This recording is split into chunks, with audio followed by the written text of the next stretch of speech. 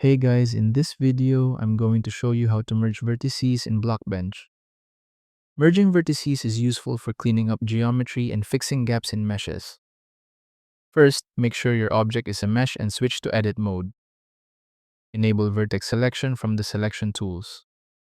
Select the vertices you want to merge.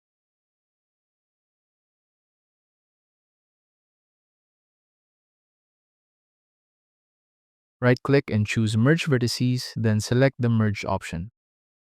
You can choose Merge All to merge all selected vertices toward the first vertex you selected, like this.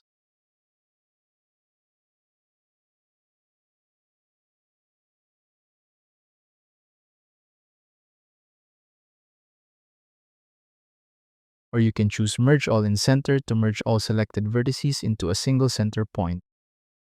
The selected vertices will then combine into one point. And that's how to merge vertices in Blockbench. Thank you so much for watching.